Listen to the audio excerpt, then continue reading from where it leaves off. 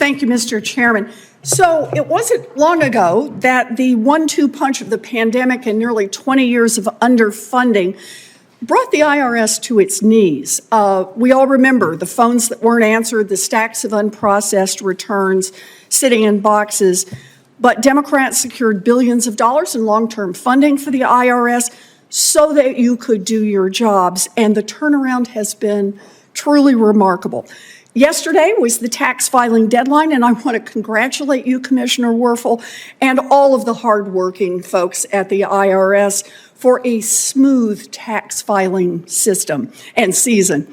So this year, the IRS launched a pilot program called Direct File, first of its kind option for Americans in 12 states to be able to file their taxes online directly with the IRS. It's easy and it's free. And that means instead of the $150 on average and 9 hours that taxpayers typically spend for the privilege of filing their taxes, they can do it for free with the IRS.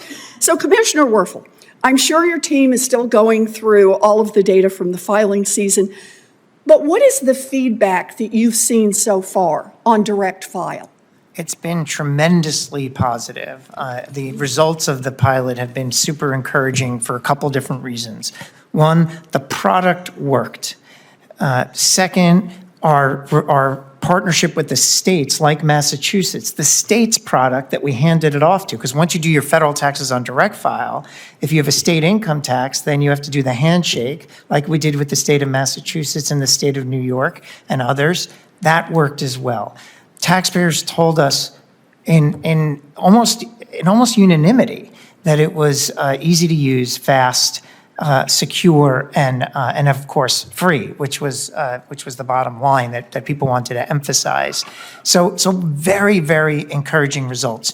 But as we sit here, and you know this better than anyone, Massachusetts is still filing. Yep. And the pilot isn't done. And I know there's a lot of people that want to know, okay, what was the cost? What are the final numbers? So we're not there yet. You're days away. That's right, days away. Yeah. But I do want to start with the fact that Direct File is getting 5-star reviews. It is. I take it.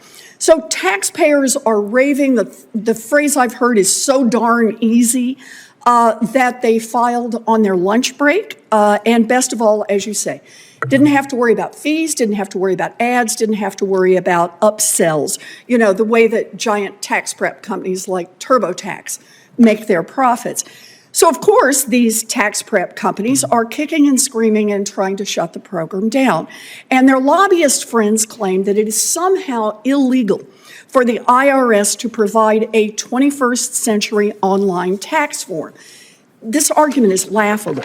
The IRS, like every other government agency, is supposed to modernize and upgrade services over time. But let's dig in a little more. Commissioner Werfel, decades ago, the IRS mailed out tax filing forms and the post office stocked the paper forms, and that was it. But in 1986, the IRS piloted electronic filing. Back then, that meant plugging in phones into modems, transferring data by tapes. It was real cutting-edge stuff in 1986. To your knowledge, did anyone suggest that the IRS did not have legal authority to do that?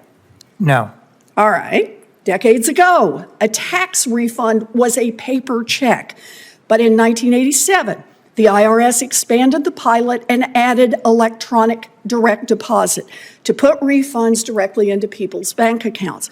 Did anyone, to your knowledge, say that the IRS couldn't do that because direct deposit wasn't specifically referenced in the statute? No. And in 2008, the IRS created PDF forms that taxpayers online could fill out and file electronically. Did anyone suggest that service was somehow beyond the reach of the IRS? No. You know, there was a time when the only way to ask the IRS a question was to mail them a letter or to show up in person. But at some point, the IRS started using the phone and then email. And woe, be still my beating heart, the IRS now uses texts. In other words, the IRS is doing what all of government should be doing, modernizing and making it work better for ordinary people.